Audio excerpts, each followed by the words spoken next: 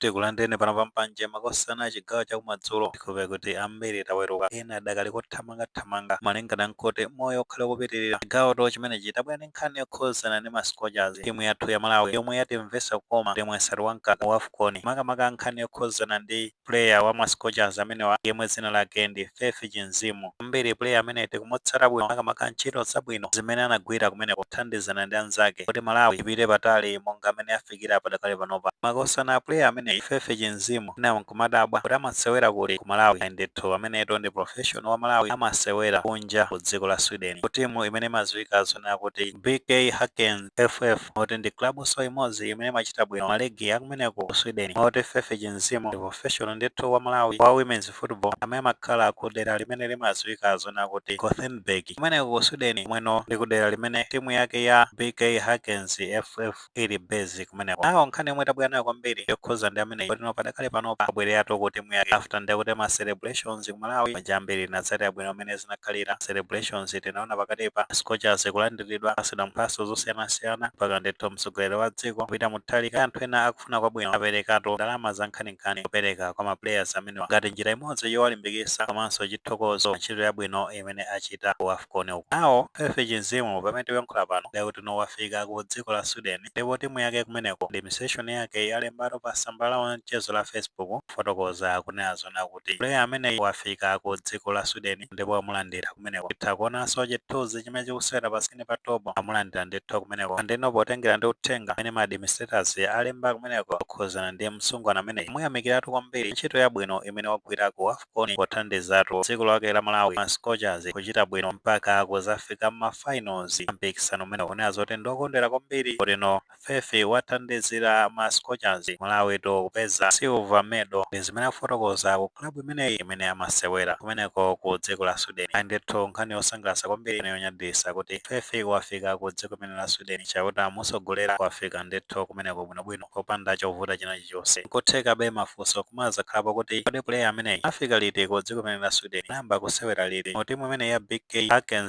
FF osanapoyankhatu funso limeneli poyambira penipeni ibwerere m'mbuyo makamaka mu chaka cha 2024 pamene player amene Faith Chinzimu anahita osati masewera makaso potengera ndi performance yomwe anapanga perform kosafa Women's Champions League mu chaka chimene cha 2024 kupangira kwa ena oti sitikutsata bwinobwino mano Faith Chinzimu mu chaka chimene chocho anali ku Malawi ankasewera mu klabu imene imadziwika zona kuti Accent Soccer Academy imene ku dziko la Malawi ili base ku Lilongwe klabu ndithu yoti inachita bwino ndiso imachita bwino imene athandizira kusula kaswiri amene kuti afike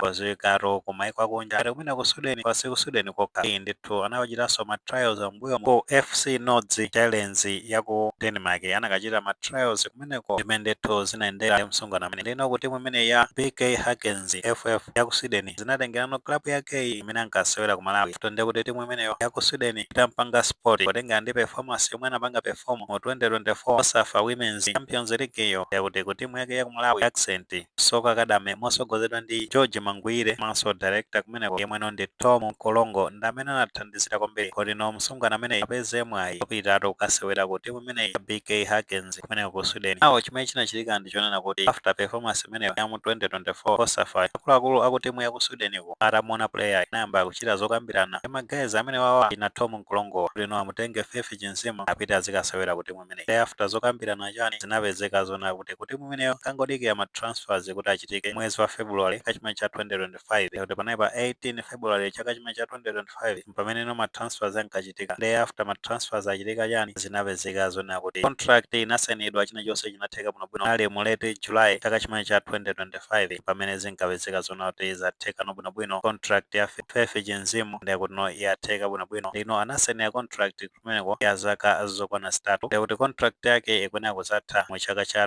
2028 limene nkhani zake zinaendera kumeneko magazo okhuza ndi contract 3 years contract ndikuti no mu chaka cha 2028 pamene contract imeneyo izakhale zona kuti ikupita kumapeto ngati uzakhale zokambirana ndi timu imene ya BK Häcken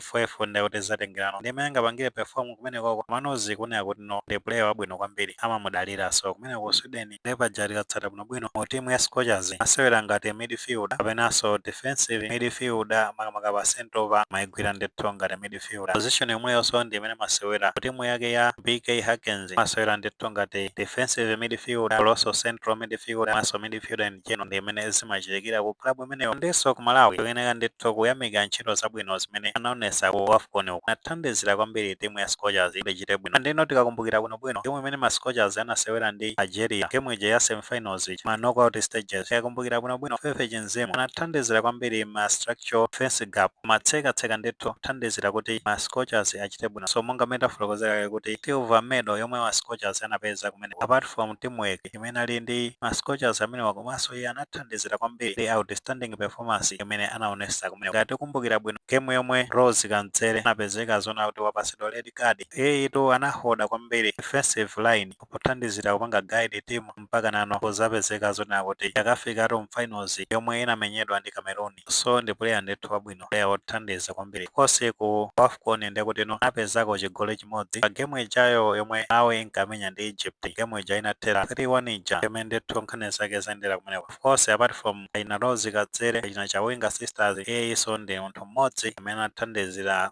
makapogwira ntchito tamandika ku AFCON. Ayi mmene monkhani zake ndi mmene zayendera makosana tizote mwe ndi ndemanga pankhani imene ikamaka pamene ofotokoza kunazona kuti Fefe Chinzemo afikatu ku klabu yake Sweden kumene amasewera kumeneko. Andino klabu yake kumeneko ayamikira ntchito yabwino imene anagwira yothandizira Malawi kupeza silver medal. Ngati maganizo amene otinawo titha kufotokoza mu comment section koma tikamapereka tikumbukirenso kulemekeza maganizo anzathu. Ngati sinapange subscribe channel imene ya Fox Malawi News 18 tikupanga subscribe ndicho ngati nkhani zambiri zikamachitika kuti zitha kutifikira mosavuta.